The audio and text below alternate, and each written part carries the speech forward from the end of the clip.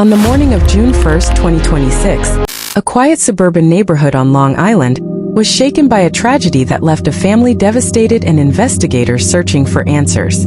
Inside a home on Beaumont Avenue in Massapequa, New York, 28-year-old Robert Bobby Carragher Jr. suffered a fatal stab wound that police say was inflicted by someone he knew and trusted. What unfolded during the early hours of that morning would become one of the most disturbing crimes the community had seen in years.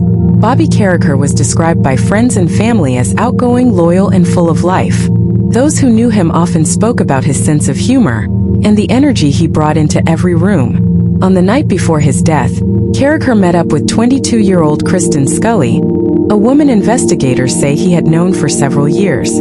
According to Nassau County Police, the two spent part of the evening together at a local bar before returning to the home Carragher shared with his parents. As the night continued, the pair reportedly spent several hours in the basement bedroom watching television. At some point after midnight, the atmosphere inside the home changed dramatically. According to investigators, around 1:30 in the morning, Sculley became angry for reasons that remain under investigation. Police allege that while Carragher was asleep in bed, she used a pocket knife to stab him in the neck. The wound struck a major artery. Despite suffering a catastrophic injury, Carragher was somehow able to get out of bed and make his way upstairs.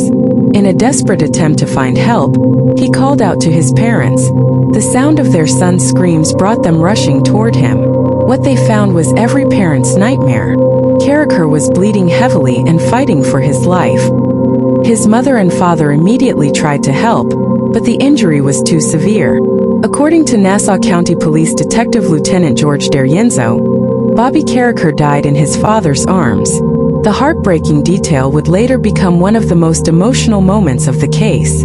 As emergency responders rushed to the scene, police began searching the residence and surrounding neighborhood.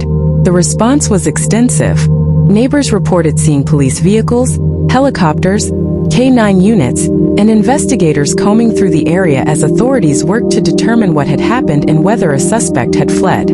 But according to police, the suspect had never left. Investigators eventually discovered Kristin Sculley hiding inside the Carragher family home. Police say she was found in a lower section of the residence and was still in possession of a pocket knife believed to be the murder weapon. She was immediately taken into custody.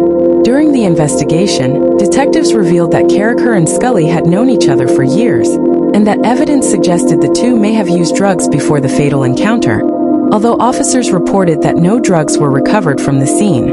As news of the killing spread, friends and family struggled to process what had happened. Many were stunned that someone welcomed into the Carragher home could be accused of committing such a violent act. Friends packed the courtroom when Sculley appeared before a judge. They remembered Bobby as a loyal friend and someone who brought laughter wherever he went. For them, the loss felt impossible to understand. On June 2nd, Kristin Sculley was formally charged with second-degree murder. She pleaded not guilty during her arraignment. Prosecutors outlined the allegations against her while members of Carragher's family listened from the courtroom, overcome with emotion. The judge ordered that Sculley be held without bail. Her defense attorney indicated that the defense was exploring whether Sculley may have been acting in self-defense, though investigators have publicly maintained that Carragher was asleep when the stabbing occurred. As of now, authorities have not announced a definitive motive. Investigators continue to examine the events leading up to the fatal encounter and what may have triggered the violence inside the home that night.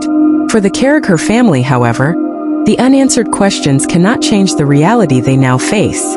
A son, friend, and loved one is gone, and in the early morning darkness of a Long Island home, a family witnessed a scene they will never forget. The case against Kristin Sculley remains ongoing as prosecutors continue to pursue murder charges, and the court process moves forward.